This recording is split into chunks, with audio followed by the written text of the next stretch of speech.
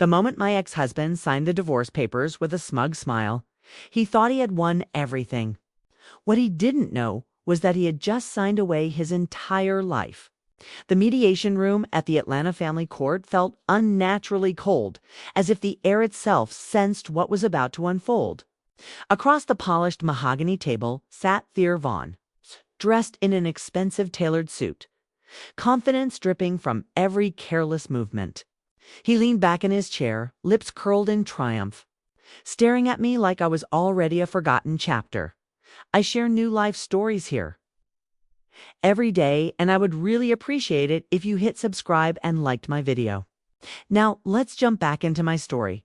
I sure you love it if you keep listening till the end. And tell me from which part of the world you are watching this story.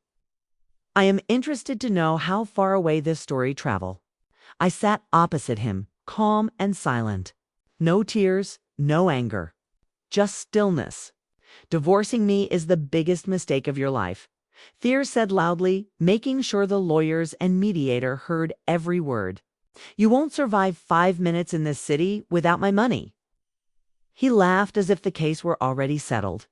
According to him, I was nothing but a housewife, someone who lived comfortably off his success as CEO.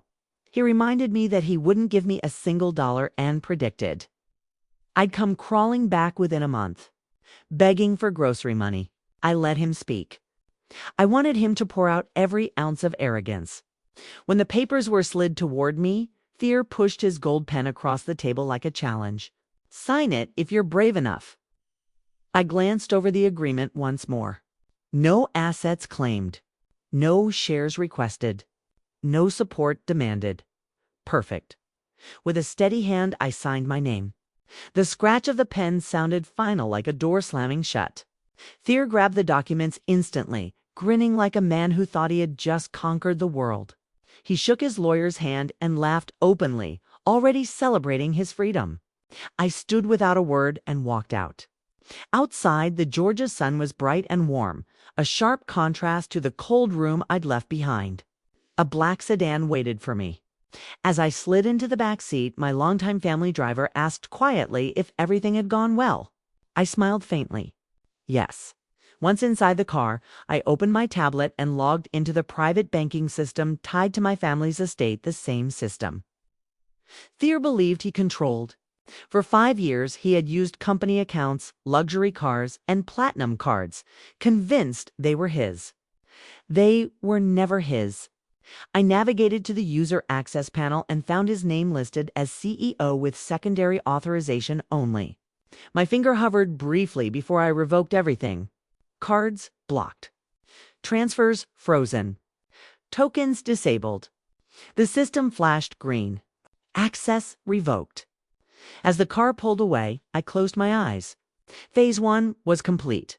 Meanwhile, Thea was already on the phone with his mistress, Vesper. He bragged about his victory, about how I walked away with nothing. To celebrate, he booked a $350,000 luxury wedding at one of Atlanta's finest hotels. When he dropped his black credit card on the manager's desk, the terminal beeped. Declined, he laughed it off. Tried another card. Declined again.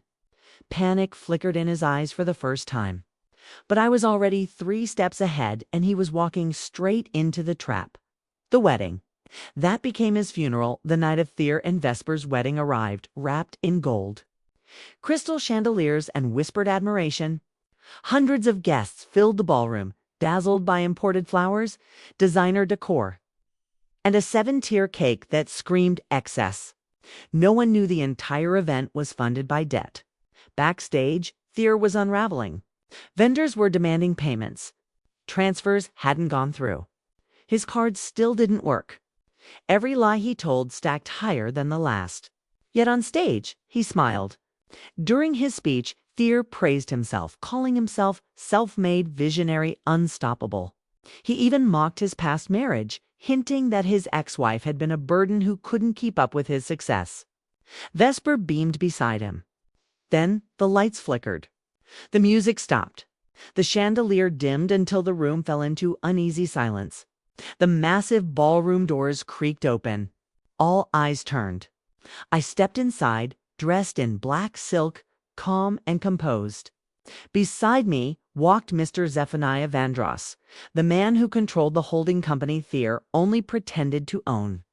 Whispers rippled through the crowd. That's her. His ex-wife. And that's Van. Security didn't stop us. They escorted us. I took a seat at the VIP table while Mr. Zephaniah stood. One spotlight snapped on, illuminating him alone. I believe there has been a misunderstanding, he said smoothly into his microphone. Mr. Thier just claimed this empire was built by his hands. Behind him, the projector lit up. An organizational chart appeared. At the top, Lysandra Vaughn, majority shareholder, 90% gasps filled the room. Thier's name sat far below managing director by contract. Mr. Zephaniah continued, calmly dismantling every lie. The mansion, the cars, the accounts, none belonged to Thier. They were company assets, loaned, controlled, revocable. Vesper's smile vanished. Then came the final blow. Clause 14, Mr. Zephaniah said, holding up the divorce document. The clause you didn't read. He explained that by signing the agreement. Thier had accepted full personal liability for all company losses and unauthorized expenses incurred during his tenure. The total flashed on the screen. $7,350,000. Thier collapsed to his knees. Police entered the ballroom. Handcuffs clicked shut. Vesper screamed, tried to run, but was stopped. Her name was listed as a secondary party responsible for the wedding debt. I stood, adjusted my scarf, and turned away. Behind me, cameras flashed. Phones recorded. A life built on arrogance crumbled in public view. As I walked out, I didn't feel joy. Only peace. Some victories aren't loud. Their final dot. Thanks for watching till end. Please like and subscribe my channel. I will be very thankful to you. Sometimes life takes turns we never expect. Every person in this story carried their own pain, their own choices, and their own consequences. Maybe you saw yourself in one of them, or maybe it reminded you of someone you once knew. What do you think happened next? What would you have done if you were in their place? If you have any questions about what happened to the other characters, or if you want me to share more about them, just comment below. I read every message you leave, and your thoughts truly mean a lot to me. And if this story touched your heart, inspired you, or even made you think differently, please take a second to like this video and subscribe to the channel. It helps me keep sharing stories that move people, open minds, and remind us we're all human. At the end of the day, your support keeps these stories alive. Thank you for watching, for feeling, and for being part of this journey. More powerful stories are coming soon. Stay tuned and stay kind.